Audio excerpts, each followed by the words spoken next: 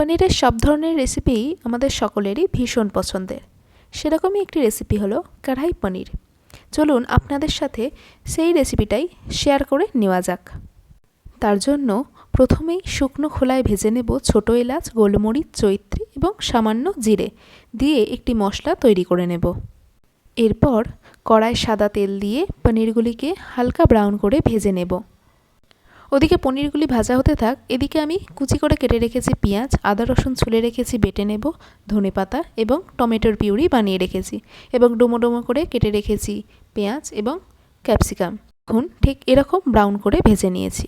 তারপর ওই তেলেই দিয়ে দেব ক্যাপসিকাম এবং পেঁয়াজ কেটে রাখাটা।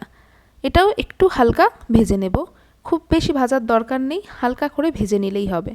এবার কড়াইতে আরও একটু তেল দিয়ে ফোড়নে একটি তেজপাতা ও গোটা জিরে দিয়ে কুচি করে কেটে রাখা পেঁয়াজগুলো দিয়ে দিচ্ছি। পেঁয়াজটা হালকা একটু ব্রাউন করে ভাজা হয়ে গেলেই ওতে দিয়ে দেব আদা রসুন বাটা। এবার আরও কিছুক্ষণ একটু কষিয়ে নিয়ে এতে দিয়ে দিন টমেটো বাটাটা। এটাও 2 থেকে 3 মিনিট একটু রান্না করে নিন। প্রতিটা মশলাই আপনি যত ভালো করে কষাবেন রান্নার স্বাদ কিন্তু তত বেড়ে যাবে। এবার কড়াইতে দিয়ে দিচ্ছি স্বাদ মতো নুন, 1 চামচ হলুদ গুঁড়ো, 1.5 চামচ ঝাল লঙ্কার গুঁড়ো এবং যে মশলাটা আমরা তৈরি করে রেখেছিলাম সেই মশলাটাও এই সময় দিয়ে দিতে হবে। এখন মশলাটা ততক্ষণ কষান যতক্ষণ না মশলা থেকে সুন্দর করে তেল ছেড়ে দিচ্ছে। এই পর্যায়ে আপনাদের দিয়ে দিতে হবে একটু ফ্রেশ ক্রিম এবং ক্রিমের সাথে মশলাটাকে ভালোভাবে কষিয়ে নিতে হবে প্রায় 5-6 মিনিট ধরে। দেখুন মশলা থেকে কিন্তু খুব ভালো করে তেল ছেড়ে দিয়েছে, তার মানে মশলাটা এখন পারফেক্টভাবে রেডি হয়ে গেছে। এই পর্যায়ে আমরা দিয়ে দেব ভেজে রাখা পনির, ক্যাপসিকাম ও পেঁয়াজটা এবং হালকা হাতে একটু নাড়াচাড়া করে নিতে হবে।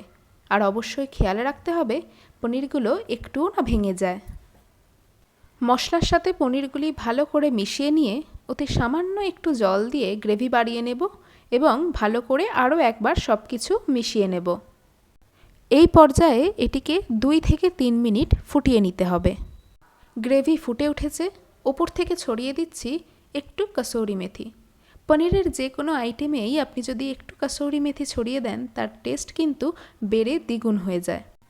এবার ওপর থেকে আরেকটু ক্রিম ও ধনেপাতা ছড়িয়ে দিয়ে সুন্দর করে পরিবেশন করুন কড়াই পনির। আর খেয়ে আমাকে অবশ্যই জানাবেন কেমন লাগলো আপনাদের।